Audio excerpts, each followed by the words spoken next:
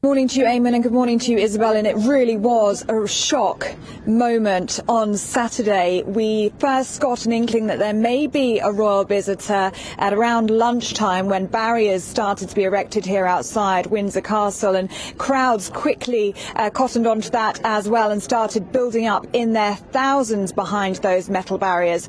There was thought that it could be the new Prince and Princess of Wales because they are the newest royal residents to the Windsor estate. They moved here last month, and there was hope that they would come and see these incredible floral tributes that are behind me right now. But there was a delay, a 45-minute delay, and it became quite clear then what caused that delay when the cars pulled up just outside of these gates behind me here, and four figures emerged from that car. Not just the new Prince and Princess of Wales, William and Catherine, but the Duke and Duchess of Sussex. Absolutely gobsmacking moment. The crowd were so shocked you could hear a pin drop, and then cheers started to erupt from the crowd, obviously thrilled to see the brothers standing side by side. They then came down through the driveway and started to look at the floral tributes that are here behind me. The two couples did kind of go off on their own and read through the tributes,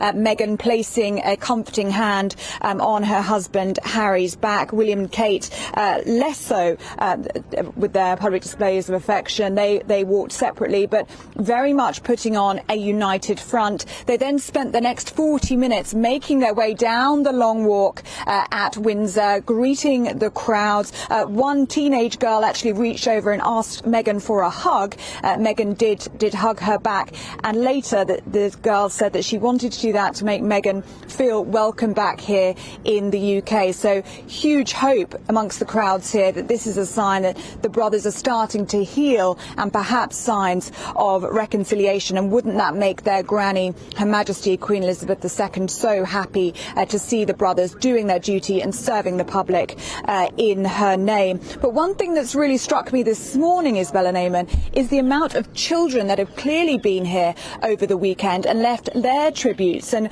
what we're seeing at the front of Windsor Castle here is a lineup of Paddington bears that have clearly been left by children over the weekend. And that's what's really struck me, the power of Paddington Bear and Queen Elizabeth. Who would have thought that that short 45-second sketch at the Platinum Jubilee just 14 weeks ago would have had this impact on the children of the United Kingdom? But it does seem that it's made them identify with Her Majesty, to feel like she's some way relatable. And I'm going to just share a few of these tributes with you because they are very moving here this morning.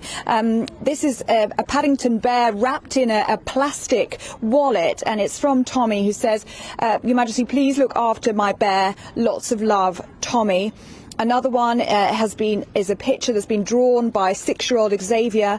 It's of Her Majesty the Queen and Paddington. It's a little drawn picture. Thank you, Mum, he says. There's a homemade jar of marmalade that's been left by Josh. He didn't put his age, but the note that's been sellotaped onto this jar of marmalade says, Thank you, Queen Elizabeth. Enjoy your marmalade in heaven. Love, Josh. And finally, let me share with you the one that really choked me this morning. It says, Our Queen, thank you for everything you've done to make this world a better place for everyone. I love horses just like you did. I will miss you. Lots of love, Audrey, age 8, from Bristol.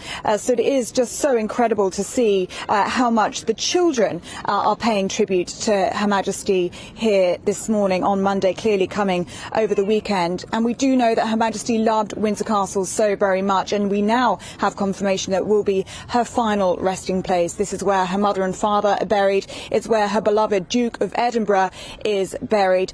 So it's such a fitting tribute that Her Majesty Queen Elizabeth II will lie here. This will be her final resting place, the castle she loved so much.